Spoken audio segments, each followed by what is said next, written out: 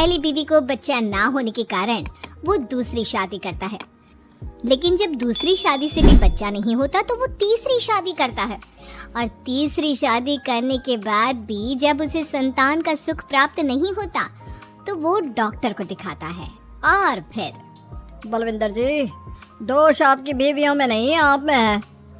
आप में ही कुछ मेडिकल रीजंस की कमियां हैं जिनके कारण आप कभी भी किसी बच्चे के बाप नहीं बन सकते। अरे बाप रे, ये तो घोर समस्या हो गई। एक बच्चे का बाप बनने का मेरा सपना था और आज वही चूर चूर हो गया। 3 बीवियों में पहली बीवी इंद्राणी, दूसरी बीवी सुधा और तीसरी बीवी कलावती। मुझे एक माँ बनने का सौभाग्य प्राप्त करना है। मुझे भी, इसीलिए तो मैंने शादी की थी। अरे लेकिन अब किसे पता था कि हमारे पतिदेव में ही कमी होगी। अब हम क्या करें? हम एक बच्चे को गोद लेते हैं। तीनों एक बेटे को गोद लेते हैं जिसका नाम प्रमोद रखा जाता है। 20 साल बाद अब तीनों भी बूढ़ी हो चुकी होती हैं। बलविंदर भी बूढ़ा हो चुका था। प्रमोद एक अच्छी नौकरी करता है।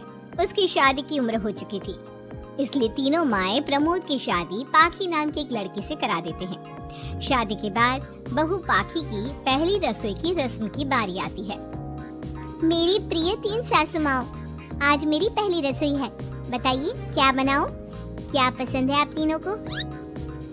बहू तू ना कढ़ाई पनीर, सूजी का हलवा और पुदीने की चटनी बना दे। अरे नहीं नहीं, ये क्या पसंद है? अरे पाखी बहू, तू छोले भटूरे, सरसों दा साग और मक्के दी रोटी बना और पंजाबी लस्सी भी बना दे। ओफो, सच में मेरी सौतन हो, खाने के मामले में तुम्हारा टेस्ट और चॉइस दोनों भी बकवास है। बहू, नॉर्मल सिंपल सात्विक भोजन बना दो और हलवा पूड़ी खीर का भोग चढ़ा दो भगवान को मंदिर में। अरे कैसे तुम दोनों अपनी मनमानी कर रही हो? मैं तुम दोनों से पहले आई थी बलविंदर जी के जीवन में, और तुम दोनों से उम्र में भी मैं बड़ी हूँ। इसका मतलब मैं पाखी बहू की बड़ी सास हुई? नहीं, उम्र बस एक अंक होती है। मैंने सबसे ज्यादा देखभाल की है प्रमोद की, इसलिए मैं एक सास होने का ज्यादा हक रखती हूँ। पाखी बहू, तुझे मेरी बात माननी होगी। नहीं, तू मेरी बात मानेगी। जो मैंने कहा है वही तू करेगी। नहीं, मेरी बात मानेगी वो। नहीं मेरी। तीनों सास आपस में चिल्लाने लगती है और फिर वहाँ पर बलविंदर और प्रमोद आ जाते हैं। अरे ये क्या बिल्लियों की तरह लड़ रही हो तुम तीनों सास? पाखी बहू को घर में आए पूरे 24 घंटे भी नहीं बीते हैं। पाखी, तुम एक काम करो, तीनों माओं की कही गई डिशेस में से हर एक की 50-50% डिशेस बना दो। लेकिन बस, अब प्रमोद ने कह दिया सो कह दिया। तुम तीनों अब झगड़ना और बहस करना बंद कर दो। पाखी तीनों सासों की कही गई आधी आधी डिशेस बनाती है और इस तरह अपनी पहली रसोई की रस्म पूरी करती है, जिसके बाद उसकी तीनों सास उसे शगुन और नेक देती हैं। फिर एक दिन, अरे पाखी बहू, तुमने अपना सारा काम निपटा लिया है ना? तो जरा यहाँ आना। मेरे ना घुटनों की मांसपेशियों में बड़ा दर्द हो रहा है। जरा तेल या बाम से मालिश तो कर दे बेटा। तभी वहाँ पर इंद्राणी और कलावती भी आते हैं। पाखी बहू, चलो मेरे साथ बाजार। मुझे ना नई साड़ियाँ खरीदने हैं। तुम्हारी फैशन सेंस बहुत अच्छी है ना, इसलिए मैं चाहती हूँ कि तुम मेरे साथ चलो। अरे पर मैं यहाँ पे पहले आई, तुम्हारे साथ ही सही, लेकिन मेरी स्पीड सबसे तेज थी।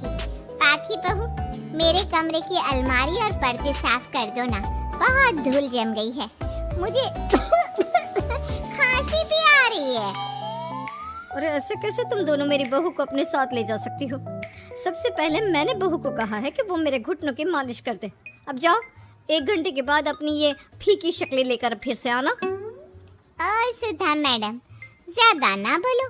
पाखी बहू को तुम दोनों से ज्यादा नेक दिया है मैंने, इसलिए पाखी बहू तो मेरा ही काम करेगी। और वैसे भी ये सुशील सर्वगुण संपन्न बहू अपनी इस बेचारी बूढ़ी सास को खांसते हुए कैसे देख सकती है? क्यों पाखी बहू? हाँ, पर नहीं पाखी बहू, तुम इन दोनों की भावनाओं के जाल में मत फंसो। और रही बात शगुन और नेक की, तो रिश्तों को प्यार के भाव से तोला जाता है, ना कि पैसों के भाव से। मतलब कहीं के। ओ इंद्राणी, ज्यादा मत उछलो, पता है कौन कितना मतलबी है। उफो, अब फिर से आप तीनों मत शुरू होइए।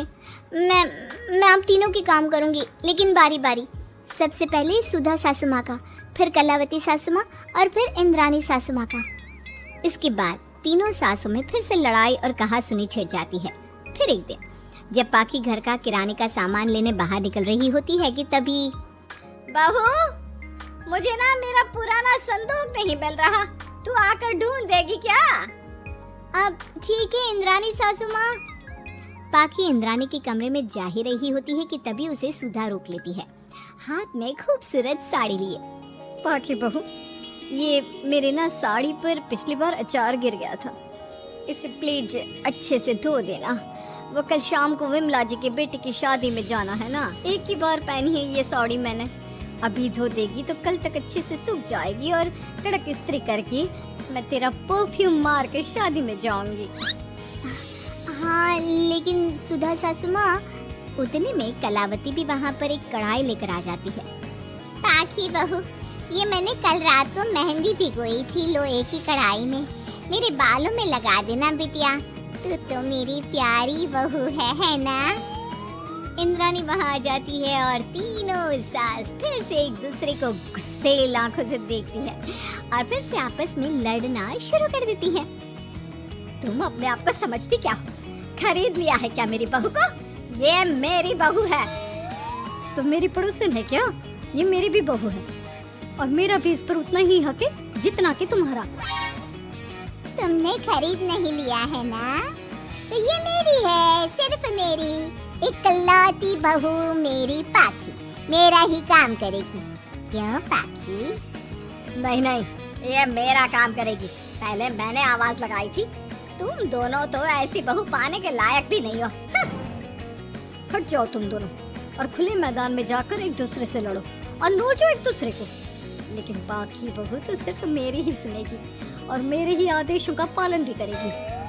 तीनों सासों के बढ़ते झगड़े को देख पाखी अपना आपा खो देती है और जोर से चिल्ला पड़ती है, बस बहुत हुई आप तीनों की तू मैं। अरे रोज ना ड्रामा लगाती रहती हो।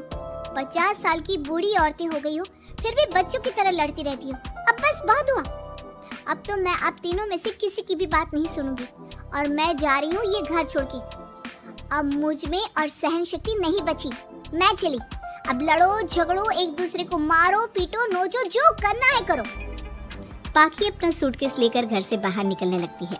तभी तीनों सास बेहद घबरा जाती हैं और भावुक होकर पाखी से विनती करने लगती है, पाखी बहू हमें छोड़कर मत जाओ ऐसे। अरे हम तुम्हारे बिना मर जाएंगे। इतने कम समय में ही तुम हम सबकी जीने की वजह बन चुकी हो। माफ कर दो हमें बेटा।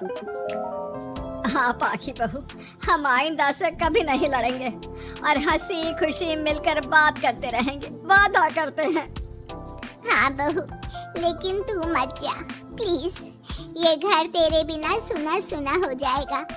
हम तीनों सासों की एक ही तो बहू है, लेकिन हम अपनी एक बहू को बेटी की तरह प्यार देंगे, उसके साथ सहेलियों की तरह रहेंगे। लड़ाई झगड़ा सब कुछ छोड़ देंगे बेटा, लेकिन तू छोड़ के मत जा। अपनी तीनों सासों को भावुक देखकर पाखी की भी आंखें भर आती है और वो उन तीनों को माफ कर देती है और उनके गले लग जाती है। इसके बाद तीनों सास अपनी एक बहू संग खुशी से मिलजुल कर रहती हैं और आपस में जरा भी लड़ाई झगड़े नहीं करती।